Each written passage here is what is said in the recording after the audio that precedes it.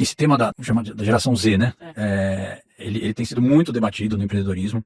Ele tem crescido muito, né? Eles querem ser empreendedores, né? E é um público altamente empreendedor, com uma mentalidade justamente, né, que leva muito em conta liberdade, né? a liberdade, a questão do propósito, né? Então você tem empresas que esse jovem ele olha e fala assim, poxa, eu vou comprar dessa empresa porque ela me representa, ela é sustentável, ela tem tal posição política, tem muito disso. Eu não compro de tal empresa porque ela tem aquela, né?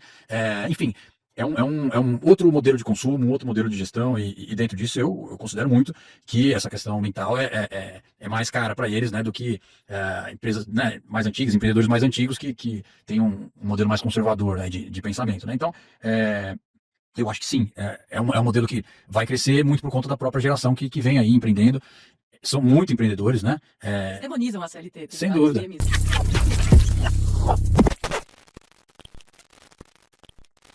Olá, seja muito bem-vindo a mais um episódio no nosso podcast Trabalho em Foco.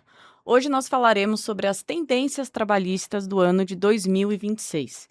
E nada melhor do que receber uma pessoa que tem uma extrema experiência, tanto na parte teórica quanto na parte prática.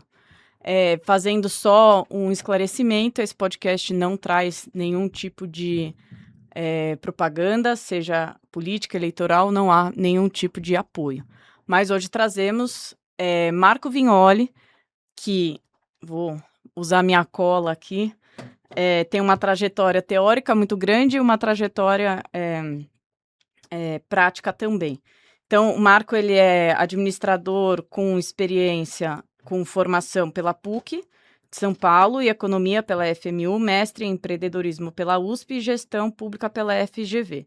Atualmente, ele é diretor técnico do Sebrae, onde lidera ações voltadas à parte de inovação e orientação. O Marco também trabalhou durante longos anos aí no secretariado do governo do estado de São Paulo. Muito bem-vinda ao nosso podcast. Obrigada. Queria que você me contasse um pouquinho com relação à sua trajetória. Como foi essa transição de cargos do governo para apoiar os empreendedores no Sebrae? Conta um pouquinho sua experiência. Doutora Paula, um prazer participar aqui com você do Trabalho em Foco. A gente acompanha o trabalho que você faz tanto academicamente quanto no direito, né? E vejo aí que você tem feito aí uma grande trajetória. Dizer que, enfim, eu sempre atuei ligado à pauta do empreendedorismo, né? Então, muito jovem, eu fui do Ministério do Trabalho, cuidando da área de empreendedorismo juvenil. Daí, depois disso, como secretário de desenvolvimento, muita relação com os empreendedores de todo o estado de São Paulo, e o Sebrae aprofundei ainda mais, e daí fui academicamente também me preparar mais sobre o tema. É o tema que eu considero que cresceu muito nos últimos anos do Brasil, né? A gente chega nesse momento a 17 milhões de empreendedores, né? O estado de São Paulo, então, se fosse um país, seria o segundo país mais empreendedor do mundo. A gente vive um momento pós-reforma trabalhista em que, seja através da pejotização, né, de uma série de situações, ou da abertura de empresas, aproveitando um comércio digital, aproveitando um mundo competitivo que a gente tem hoje, um boom muito grande de empresários. Então, é uma pauta que eu considero de extrema relevância para os dias de hoje, e a transição foi muito boa. Eu pude atuar de maneira técnica no Sebrae, fui superintendente, agora como diretor técnico, com um contato muito grande com o conjunto do ecossistema de empreendedorismo aqui do estado de São Paulo. Então, muitas experiências boas, e tenho certeza aí que o Sebrae tem ajudado muita gente a ter sucesso com o seu empreendimento. Com certeza. Me fala um pouquinho, o que te ajudou nessa parte que você trouxe do setor público, que você atuou como secretário do governo Dória, se eu não me engano, né? Durante uns 5 anos aí, mais ou menos. Essa sua experiência do público para fazer essa diferença hoje no empreendedorismo. O que você viu que poderia auxiliar? Olha, a gente vive em um país em desenvolvimento, né? Então, o Estado tem um papel relevante, seja regulatório, seja propulsor, né, de políticas públicas, seja com uma governança que possa dar uma segurança para esses empreendedores investirem e crescerem, né? Então, eu acompanhei, eu me lembro tantas vezes que chegavam empresas lá no governo e falavam assim, poxa, eu quero estar no eixo São Paulo, Rio de Janeiro, quer ir para Pindamonhangaba, o pessoal queria ficar tudo ali. E daí a gente observava que quando a gente tinha gestores públicos preparados, que levavam uma condição diferenciada para esse empresário, muitas vezes ele mudava de ideia. Então, existe uma relação muito grande da ação pública com os empresários, né? Eu pude levar experiências com compras públicas, né, que tem uma relevância grande para o empresariado. Eu pude levar experiências importantes sobre a regionalização do estado de São Paulo. Eu escrevi um livro sobre esse tema. Eu ia falar isso. Você podia ter trazido, né? Pois é. Mas que daí eu observo assim nas cidades que buscam uma nova vocação, né? Porque a economia foi muito dinâmica esses anos. A entrada de produtos da China, muitas vezes parques industriais sucumbiram nesse período, né? O próprio comércio digital. Então, a economia ficou muito dinâmica, novas oportunidades surgiram, né? O próprio advento da inteligência artificial. Então, é um novo mundo do empreendedorismo brasileiro. Então, esse mapa que eu trouxe do público, levando essa regionalização, que eu enxergo que é um modelo de governança regional, tudo isso agrega muito no trabalho do Sebrae para poder apoiar os empreendedores. Sem dúvida.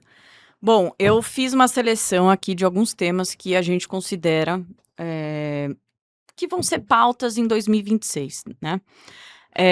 Como você já falou da inteligência artificial, acho que não tem como a gente não começar por aí. E queria entender, então, hoje em dia você tem recrutamento sendo feito por inteligência artificial, você tem a questão do monitoramento e das avaliações, as questões relacionadas à privacidade, questões de LGPD. Como que você está vendo o pequeno ou o médio empreendedor? Porque às vezes as pessoas acham que alguns temas é só para grande empresa, né? Como que está a IA junto com os pequenos e médios? Qual a sua opinião? Olha, esses dois temas são muito relevantes para o pequeno empreendedor, né, e o médio empreendedor. Começar pelo LGPD e vou para a inteligência artificial, né? Imagine só nesse mundo que a gente vive hoje, onde grande parte das pessoas, no pós-pandemia, começaram a trabalhar de casa. Vários têm os negócios de casa e usam ali o mesmo computador que o filho usa o dia inteiro ali para brincar, tal, e daí ele usa para trabalhar. Então, você tem uma série de riscos, né, uma série de riscos graves. O Brasil é um dos campeões em golpes pelo digital, né? Então, a gente observa, hoje em dia a pessoa recebe uma ligação já em pânico, é banco, não é meu banco, quem que é, como é que é? Então, existe aí um grande trabalho a ser feito em LGPD com os pequenos, muitos se conscientizaram, né? Outros não, né? Mas eu entendo que é um caminho a ser percorrido de maneira muito intensa nos próximos anos. Nós, do Sebrae, temos um programa chamado Sebrae Conecta, né, onde a gente linka esses pequenos, né, para que eles possam ter LGPD, possam ter uma LGPD adequada a eles, do tamanho deles, né, de uma forma que ele possa pagar, tudo isso, mas são elementos que são fundamentais. A gente observa cada vez mais, né, eu disse aqui do comércio digital, a gente vê países como a Coreia e o Japão, que já tem 80% das vendas no digital, né, e muitas vezes são pessoas físicas ali, às vezes nem empresas são, né, outros são pequenas empresas. Então, essa pauta é fundamental para o pequeno empreendedor. A inteligência artificial, que veio para ficar e está se fortalecendo muito, eu enxergo assim, o grande desafio é a gente democratizar as ferramentas, né? Porque cada vez mais os grandes vão ter essas ferramentas e os pequenos não vão ter conhecimento para utilizar elas ou não vão ter acesso a elas. Então, o grande papel que a gente tem lá é essa democratização com informação e com acesso às ferramentas. A gente tem um curso chamado Loja do Futuro, né? Então, a gente pega o comércio e fala, ó, você pode usar a inteligência artificial para isso, né? Vai montar ali um CRM para te apoiar. E eu sempre uso um exemplo, né? Imagine só, duas pizzarias, uma que fica esperando as ligações entrarem para mandar a pizza normal, tá ali, e outra que tem a inteligência artificial com o CRM dos seus clientes, identifica que você, Paula, todo domingo você costuma pedir uma pizza de calabresa. Eu tô nessa estatística lá em casa. De calabresa? Minha filha é a Ela preferida gosta dela, exato. Então, imagine só, minha inteligência artificial identifica que tem 28 dias que você não pede, vai chegar no 30. E daí eu uso isso e daí eu ligo para você e falo, olha, Paula, é um desconto. Eu tô vendo que vai fazer 30 dias que você não pede pizza aqui com a gente, você é uma cliente especial para nós, eu tô com uma pizza de calabresa quentinha aqui no forno para te mandar agora, posso enviar para você? Você vai falar não? Então assim...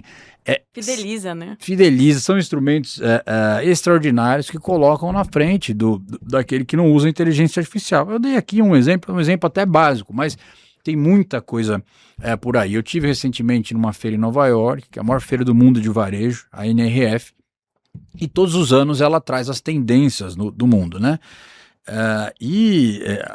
A inteligência artificial entrou como tendência há coisa de 5 anos atrás, mas ficou um período assim, será que vai ser tudo isso? Não vai para a turma do varejo. E esse ano foi assim, é tudo isso, já é tudo isso. A gente já saiu dessa pauta, Exato. A gente já está em outra. Como é que a gente implanta? Exatamente. Então tava assim, esse ano tava posto assim, então, por exemplo, o Google foi lançar lá uma grande ferramenta com o Gemini para que as pessoas, você tá lá procurando uma roupa, daí ele manda assim para você, essa roupa ficaria bem em você, posso te indicar um consultor da Levi's para te mandar essa... Então,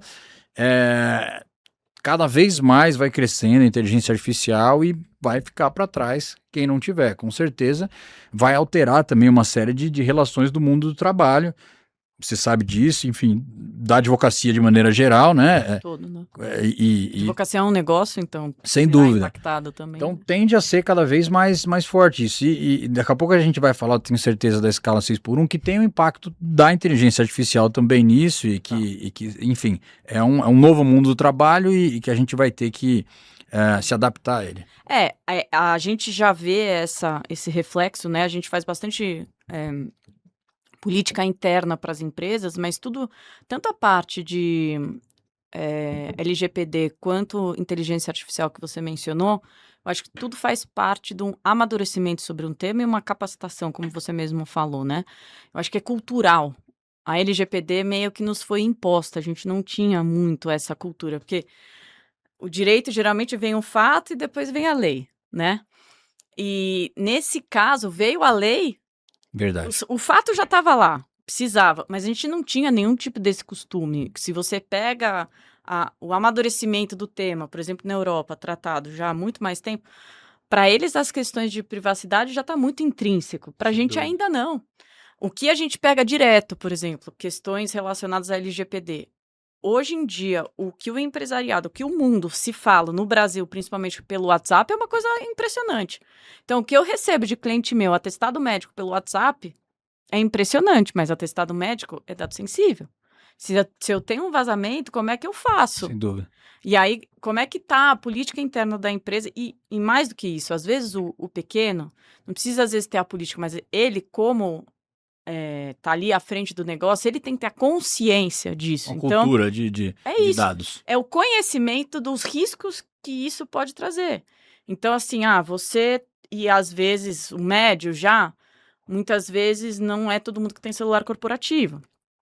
E aí, muitas informações ficam no celular do funcionário. O funcionário sai, cadê as provas? Sem Eventualmente, dúvida. quando você está num processo. O que a gente faz com relação a isso? Então, você vê que eu concordo muito, é a capacitação, que é a ciência dos riscos que o mau uso pode trazer, né? Sem dúvida. E cada vez mais, aí não vou ainda para a jornada 6x1, eu vou passar pela questão do modelo híbrido, tá? Você acha que efetivamente na média e pequena existe o híbrido ou é só não chegou, ali não colou? Não, eu acho que existe. Tá. Você tem aí uma série de casos. A pandemia ela nos estabeleceu um novo modelo e que veio para ficar. Depois eu entendo que as empresas viam que tinham exageros em uma série de casos, tal, e daí começaram a regular isso. Agora, eu defendo o uso da tecnologia. Eu acho que o modelo híbrido vem para ficar. É algo que considero muito difícil de você Voltar de voltar atrás, mas é claro que precisa ter cuidados, precisa ter uma série de situações. No Sebrae a gente tinha lá um modelo, depois a gente recuou do modelo, né? Mas daí a gente também deu uma afrouxadinha perante a realidade, né? Que está posta. Então, eu considero, a gente precisa encontrar aí o melhor caminho dele para funcionar, e cada organização tem o seu modelo, né? Tem organização que tem gente que fica mais fora da empresa, tem áreas mais externas, tem área que é mais interna que tem que estar lá presencialmente. Então, eu acho que essa é uma discussão importante e que tem que ser muito tratada também no âmbito da relação entre a empresa e o trabalhador. Eu considero isso. Eu sei que é polêmico na sua advocacia. Zero. Não? Não, eu sinceramente, eu sou uma super apoiadora do regime. E eu concordo com você. Dentro de cada empresa, cada um vai saber. Até porque, se a gente está falando dos pequenos, você não tem nem a divisão entre o que é trabalho e o que é casa. É tudo da casa da pessoa, né? Exato. Então, só acho que tem isso. Quais são os limites e quais são os riscos que isso impacta? O teu filho pegou o teu computador, foi jogar um joguinho, eventualmente esse joguinho trouxe algum vírus para dentro, você está mexendo... O que vai ser impactado ali? E a gente tem visto muito essa questão dos limites também nessa relação, né, da empresa com o trabalhador. Ela mandou o WhatsApp às 10 horas da noite pedindo pro cara fazer tal coisa. Então, no remoto você acaba perdendo um pouquinho esses limites também, né? Você tem riscos. As pessoas, eu costumo dizer que as pessoas ainda não sabem conviver no meio digital. Eu acho que existe, a gente estava falando de amadurecimento, eu acho que existe um amadurecimento com relação ao tema. Então, se antes você saía do trabalho e efetivamente o trabalho acabava, com o digital, você está sempre, você tem as vantagens do Anywhere Office, mas você tem também as desvantagens disso, Sim. né? E eu acho que é isso, as pessoas têm que aprender e se educar no digital. Então, o que eu mais escuto de gestor, quando a gente vai fazer treinamento em empresa, por exemplo, com relação a regimento interno ou algo nesse sentido, o que eu mais escuto é assim: mas eu só mandei para ele porque eu não queria esquecer. Olha só. Porque depois eu ia esquecer. Depois esquecer, era 11 horas da noite. Mas se eu não esquecer, significa, eventualmente, você acionar uma pessoa que já vai ficar pensando nisso. Claro. E como a gente está falando de tecnologia, se você eventualmente programar o seu Outlook, ele vai mandar um e-mail para a pessoa a partir das 9 horas da manhã. Então não mande. Não mande. Não mande. Entendeu? E outra. Eu vou parar. Tem tecnologia para isso, né? Então, dá para acomodar, né? Mas já vou engatar uma próxima pauta, que eu acho a liberalidade do empregador e a obrigatoriedade vinda da lei, tá? Essa, para mim, é a grande dicotomia que tem, e eu gosto muito das negociações coletivas por conta disso, tá? Porque ali se negocia algo que é para um determinado setor. Ali se traz algumas peculiaridades de determinada área, né? Eu não gosto muito quando a lei vem e impõe, porque eu acho que cada empresa é uma empresa e a lei vai ser para todas. Na legislação do trabalho, infelizmente, nós não temos tantas diferenciações para o pequeno, para o médio e para o grande empreendedor. Sim. Salvo nas questões processuais, que nós temos teto de recolhimento de depósito recursal diferenciado. Único e exclusivamente. De resto, o pequeno e o médio vão ter as questões tributárias, tem, óbvio, mas as questões trabalhistas em si não tem.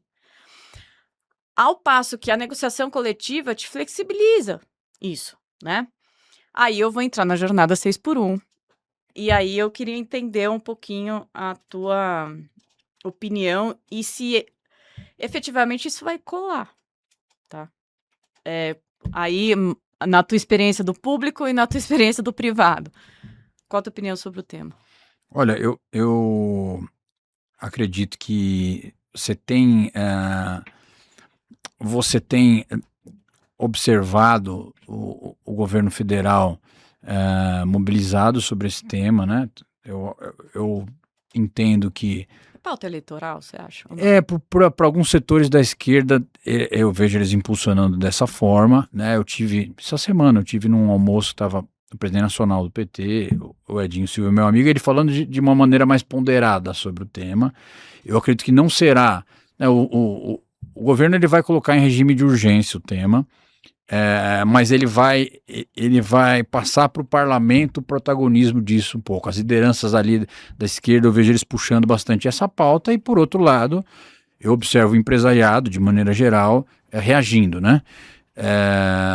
Eu, pessoalmente, né, eu entendo que a gente vive um país em desenvolvimento, que eu acho que esse tipo de situação não pode ser forçada. Eu adoraria que a gente tivesse no Brasil uma condição de fazer escalas melhores, né? Mas cada setor tem a sua realidade, cada empresa tem a sua realidade. Eu não considero que seria benéfico para o Brasil forçar isso, podendo até fechar postos de trabalho, né?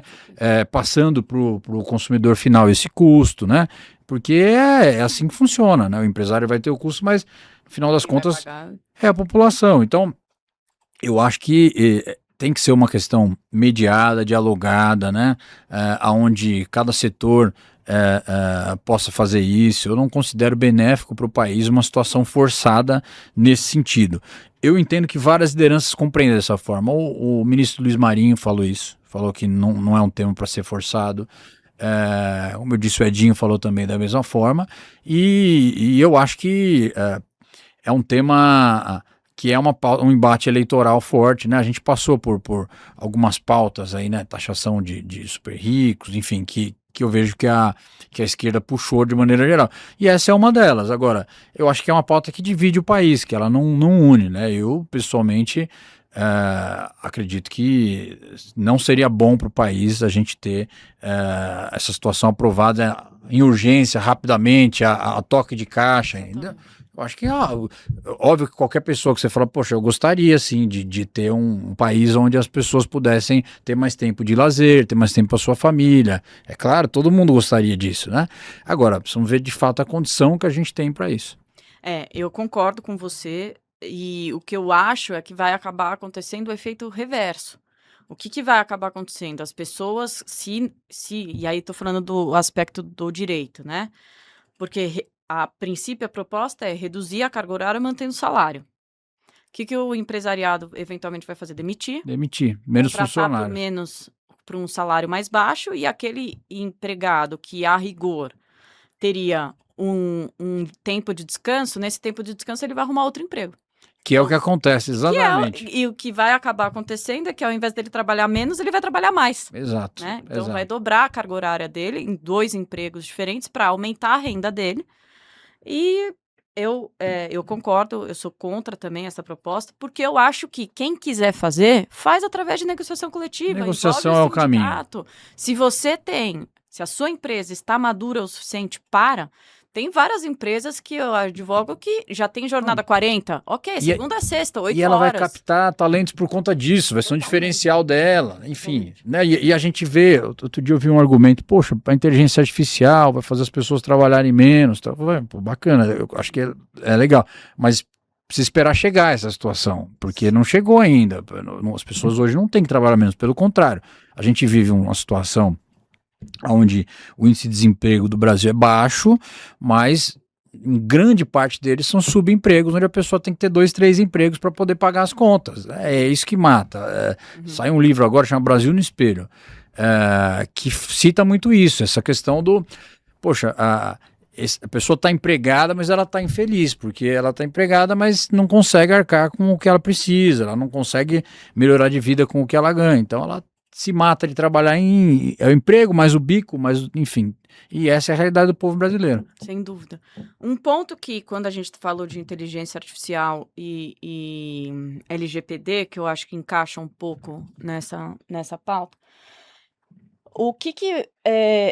qual a sua opinião com relação aos desempregos ocorridos em razão da inteligência artificial? A gente já tem vários países europeus e também propondo uma bolsa auxílio do Estado até que o trabalhador faça cursos, se capacite para eventualmente, ou então tem muita negociação coletiva envolvendo, antes de você contratar, você treina a pessoa para que ela passe a operar com outras habilidades.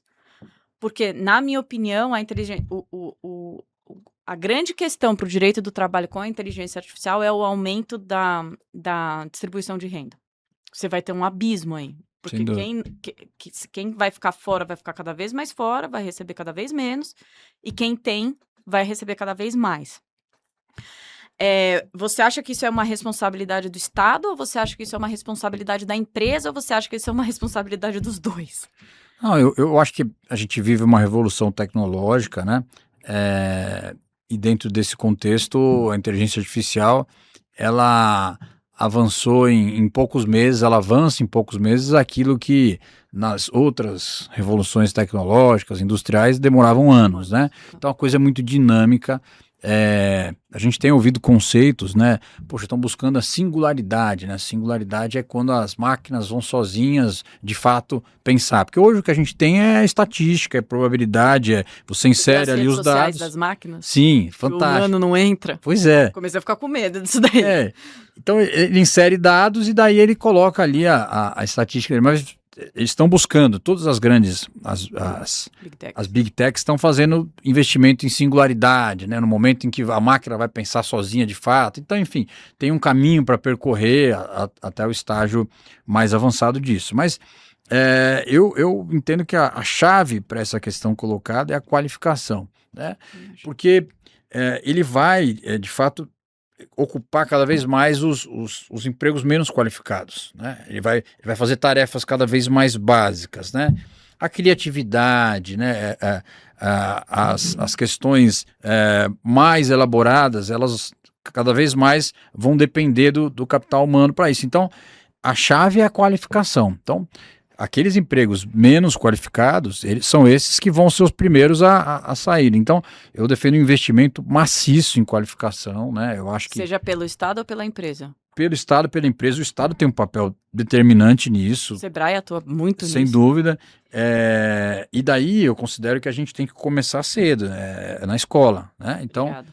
A gente precisa começar ali no primeiro ano e seguir até ali na frente. O empreendedorismo tem um papel relevante nisso, porque daí cada vez mais essa cultura empreendedora, ele vai empreender e vai poder utilizar das tecnologias, mas ele tem que estar qualificado para isso, e não é do dia para a noite. Então, se você insere a robótica logo nos primeiros anos, né, se você consegue trabalhar com isso ao longo do tempo, você vai conseguir um resultado muito melhor. Então, o Estado tem um papel gigantesco nisso. Agora, as empresas também. As empresas vão fazer porque é a própria competitividade dela, né? Então, é um mundo em transformação e para mim a chave é a qualificação. Tá, eu concordo com você. Tô concordando em tudo com você, hein? Daqui a pouco a gente vai começar a discordar. Falando nessa questão de competitividade, falando nessa questão de trabalho, falando de riscos psicossociais, o quanto isso já entrou a própria NR1, mais uma vez eu tô falando, a norma não faz nenhuma diferenciação da grande, da pequena e da média, né? Quem tem PGR, obrigatoriamente tem que listar Sim. A questão do risco psicossocial. Essa questão da saúde mental para o pequeno, o médio não, mas está muito distante ainda, já está sendo olhada. Qual é a tua visão? Muito distante, muito distante. Eu acho que é uma questão culturalmente, né, para a sociedade de maneira geral, em desenvolvimento, né? Eu acho que os pequenos, eles, como eu citei, se a LGPD é algo que eles não se atentaram ainda como deveriam tanto, então as questões psicossociais são piores ainda, né? Então eu acho que vai ter um grande trabalho pela frente para isso. A gente lá no Sebrae tem uma série de consultorias nesse sentido, uma série de instrumentos para conscientizar, a gente tem feito mobilização nesse sentido, mas o fato é que é aquela situação, o cara precisa pagar a conta no final do mês e não tá nem aí para, né? Enfim, tá dentro da luta diária dele, então eu vejo como uma situação muito distante ainda e classifico que devem ser formatados cada vez mais ferramentas para que esse pequeno possa ter isso, né? A gente observa que nós vamos passar pelo advento da reforma tributária esse ano, né? Então, a grande preocupação hoje deles é isso, como é que eu vou me enquadrar, o que vai acontecer, vai me impactar, não vai impactar, então quanto que eu vou ter que pagar de imposto, então acho que essa é a grande preocupação e daí as outras questões ficam um pouco de lado nesse momento. Se você for ver, né, uma das maiores causas de estresse, inclusive quando você está analisando essa questão de risco e de estresse no trabalho, é o endividamento. Sem dúvida. Então, se você está fazendo, inclusive, se você faz formulários dentro de determinadas empresas para verificar nível de estresse, o endividamento e a vida pessoal sempre acaba entrando. Então, você está falando assim, ele não está olhando para o risco psicossocial porque ele quer fechar a conta no final do mês, mas isso envolve totalmente o risco psicossocial dele. Sem né? dúvida. Então, eu acho também que mais uma norma que veio, mas os dados são muito alarmantes, né? A quantidade de afastamentos por questões mentais que nós tivemos aí no último ano foi brutal. Muito reflexo da pandemia. Mas você acha que a nova geração, Marco, do pequeno, vai olhar diferente para isso? Ou você acha que não? Porque a gente já vê que eles têm uma outra pegada de trabalho, Claro. né? E aqui eu não estou fazendo juízo de valores, eu só estou falando que é diferente. A empresa, já vi N pesquisas aí mostrando que às vezes eles não estão mais tão preocupados com o dinheiro, eles estão preocupados com o propósito, ou se eles querem ficar. Até as Big Techs, como nós já comentamos, me parece que eles têm uma faculdade que todo mundo banca, porque eles sabem que uma hora eles vão estar aqui, outra hora eles vão estar ali. Eles não vão mais ficar no longo prazo trabalhando, né? Eles vão migrar. Então, o pequeno empreendedor também, da nova geração, olha, melhor, pior, ou não tem opinião formada ainda? Olha, esse tema da geração Z, né? Ele tem sido muito debatido no empreendedorismo. Porque tem crescido muito, né? Muito. Eles querem ser empreendedores, né? E é um público altamente empreendedor, com uma mentalidade justamente, né, que leva muito em conta Liberdade, né? a liberdade, a questão do propósito, né? Então você tem empresas que esse jovem ele olha e fala assim, poxa, eu vou comprar dessa empresa porque ela me representa, ela é sustentável, ela tem tal posição política, tem muito disso. Eu não compro de tal empresa porque ela tem aquela, né? Enfim, é um outro modelo de consumo, um outro modelo de gestão e dentro disso eu considero muito que essa questão mental é mais cara para eles, né, do que empresas, né, mais antigas, empreendedores mais antigos que têm um modelo mais conservador, né, de pensamento, né? Então, eu acho que sim, é um modelo que vai crescer muito por conta da própria geração que vem aí empreendendo. São muito empreendedores, né? Eles demonizam a CLT, tem sem vários dúvida. memes, né?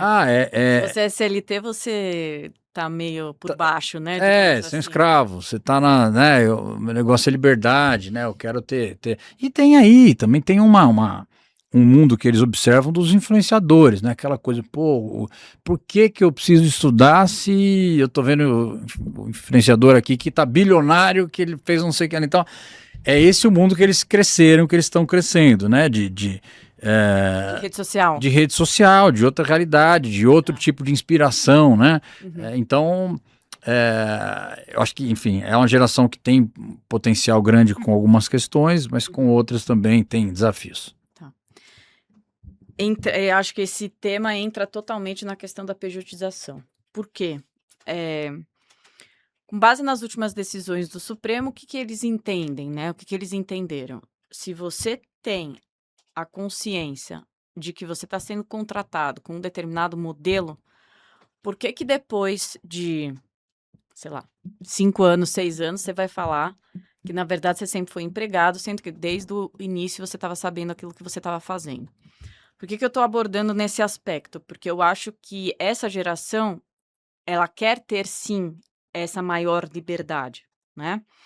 E ela quer ter essa flexibilização. A gente falou aqui de trabalho híbrido, o que hoje em dia, para você configurar um vínculo de emprego, não é fácil. Você tinha modelos muito, muito tradicionais, né? Quais são os requisitos da relação de emprego? Subordinação, pessoalidade, habitualidade e onerosidade. Tá bom. Cara, a subordinação, a pessoalidade, a habitualidade já é algo. Sim. Uma das perguntas clássicas que se fazia em audiência com esse aspecto da subordinação é: você tinha horário, você batia? Como é que já tá isso? Você tem vários trabalhos por tarefa, né? Sim. A própria CLT exclui do trabalho híbrido, por exemplo, se é por tarefa, não tem nem controle de ponto, né? Então, você vê que a gente está saindo de um modelo tradicional, está indo para um outro modelo e a gente está no meio do caminho que a gente não sabe o que fazer. Mas que, na minha opinião, sabe brinquedo de criança, quando você tem uma bola e um quadrado, você quer enfiar um no outro e não vai encaixar, porque não vai encaixar, né? É verdade. Então, eu acho que às vezes a gente está querendo usar uma legislação para uma realidade que não vai encaixar. A CLT para novos modelos de negócio não encaixa, e não Verdade. encaixa mesmo. Verdade. Né? E aí você tem a pejotização aí no meio, que em alguns casos você vê, sim, muita... Tem a fraude, e aí eu não vou entrar nesse aspecto, mas eu vou entrar... Tem muitas liberalidades, né? Mais uma vez, pela tua experiência do público e do privado, que você entende? E a minha grande preocupação, já vou te adiantar, da pejotização é a questão da previdência.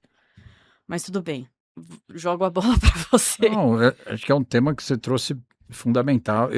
A minha concepção é que o Congresso Nacional não se aprofundou no tema das novas relações do trabalho, né, do mundo atual.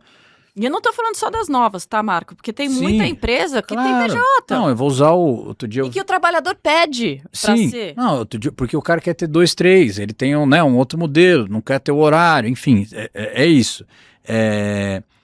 Eu lembro do Flávio Dino, esses dias soltou uma fala, achei interessante. Ele falou, pô, eu entrei para comprar um calçado na loja, daí o cara foi me atender, eu falei, pô, ele falou, não, eu sou PJ. Pô, mas será que faz sentido? O cara trabalha na loja, ele é PJ, sabe, ele tá tendo ali o direito trabalhista, não tá, claro que não, né, enfim.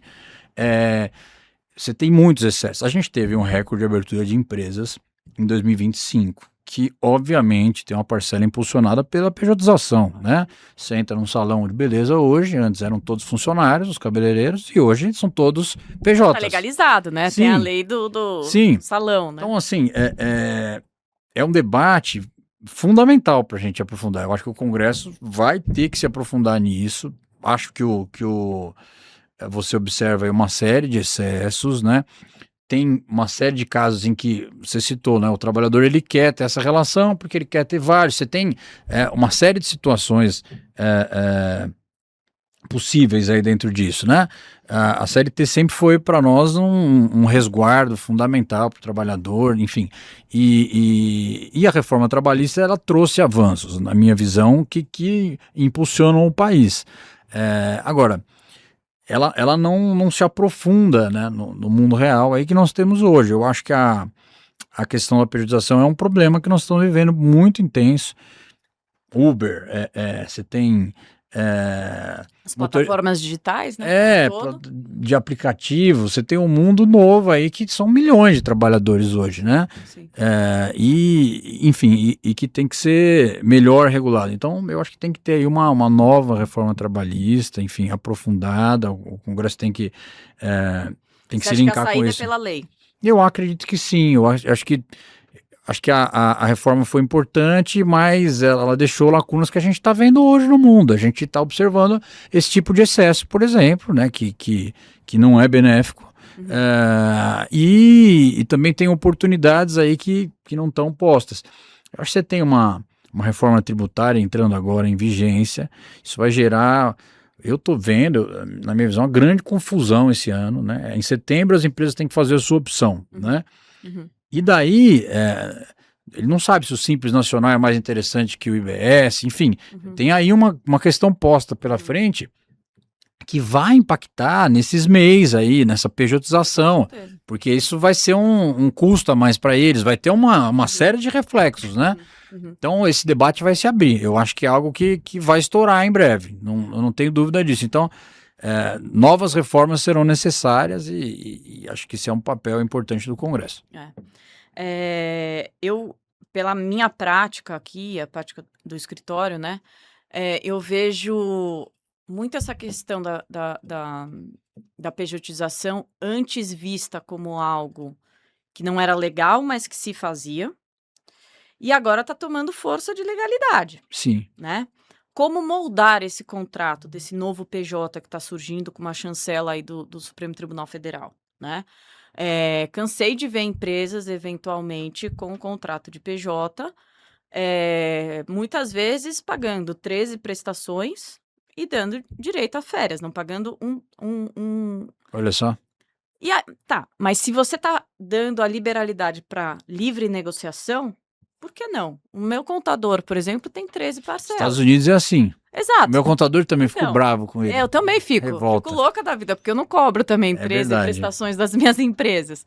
Mas tem muito prestador de serviço que cobra. Tem. E qual é o problema de você ter?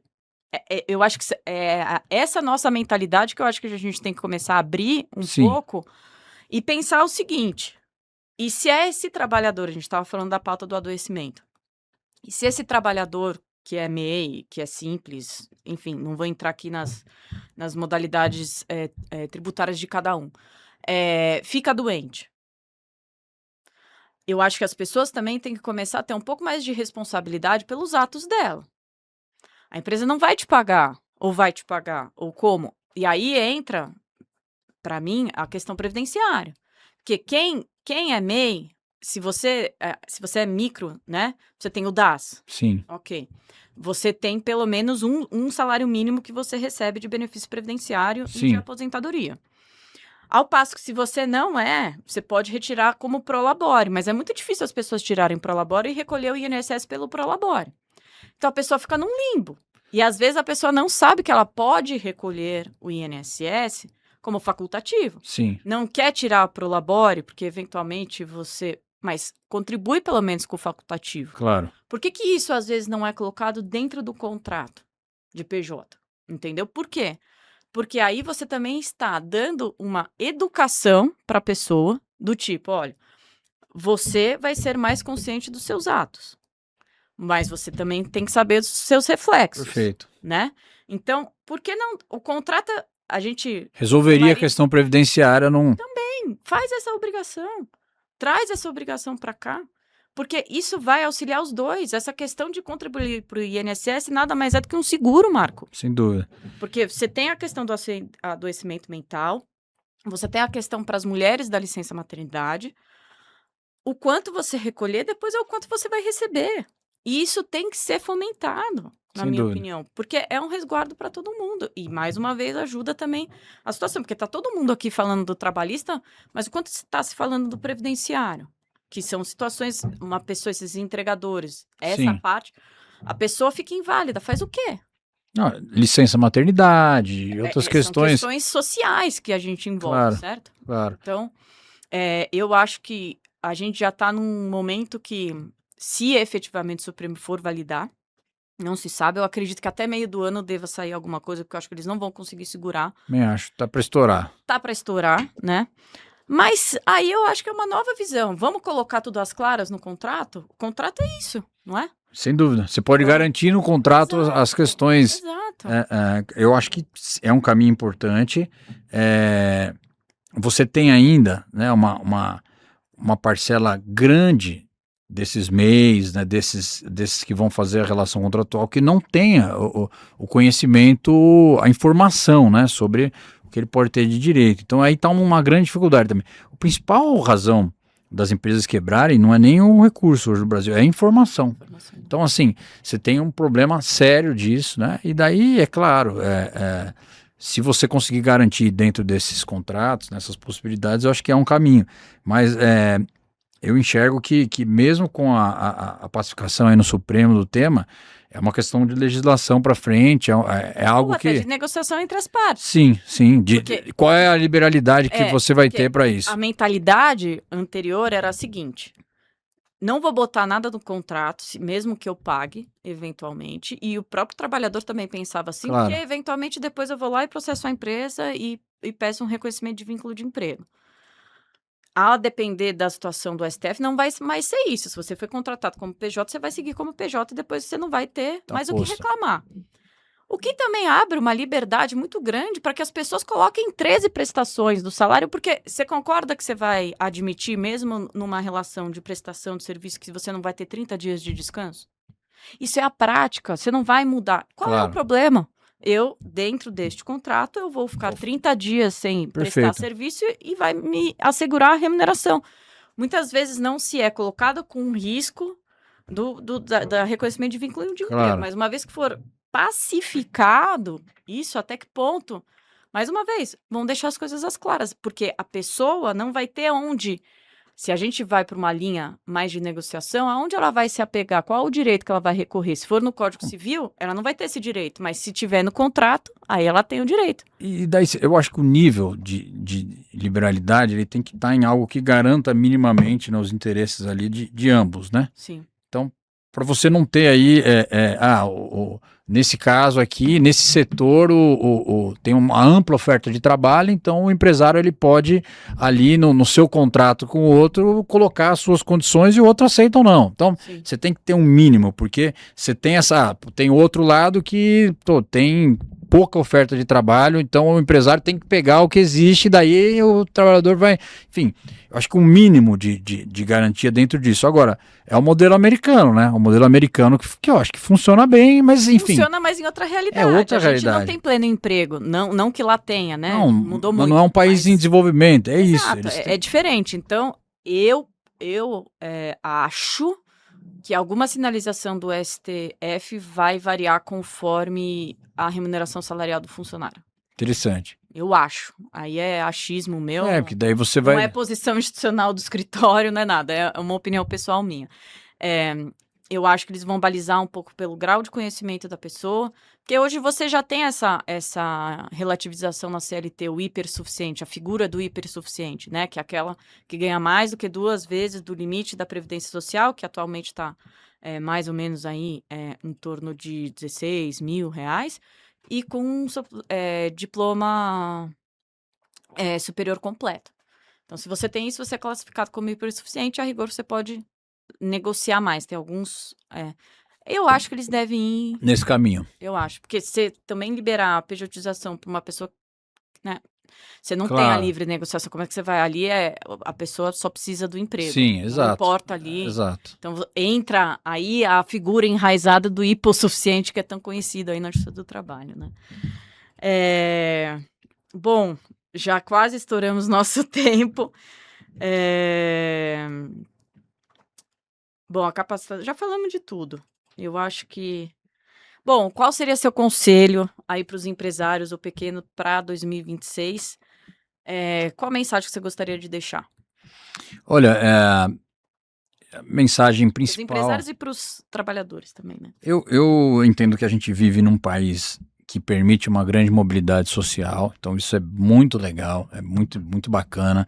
Tem vários casos de sucesso de empreendedores, né? Isso nos impulsiona, nos motiva, mas me incomoda muito essa visão no Brasil de heróis, sabe? De heroísmo, de que muitas vezes ali teve uma grande ideia e ficou bilionário e daí esse é o caminho natural das coisas, tal. Não é.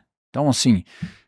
A minha fala é muito no sentido de que a gente tem que cada vez mais aprofundar uma cultura empreendedora, a gente compreender que a informação, que o planejamento, que a técnica são fundamentais para o sucesso, né? A gente tem instrumentos no Brasil que apoiam isso, o Sebrae é um deles, mas tem vários outros, e que as pessoas possam compreender isso como um processo fundamental. Quanta gente que eu vejo assim, poxa, eu sei cozinhar, vou abrir meu restaurante. Pô, é importante você saber cozinhar para abrir o restaurante, mas tão importante quanto é você saber os seus concorrentes, o quanto você vai investir, onde você vai arrumar o dinheiro, fluxo de caixa necessário, tempo de retorno do recurso. Então, é fundamental a gente ter uma cultura empreendedora que incentive, que possa premiar o planejamento, que possa planejar a informação, a técnica, e daí sim a gente vai melhorar os índices de mortalidade das empresas, né? A gente vive num estado altamente empreendedor, mas 62% das empresas quebram antes dos 5 anos, né? Então sonhos viram pesadelos, viram problemas sociais, né?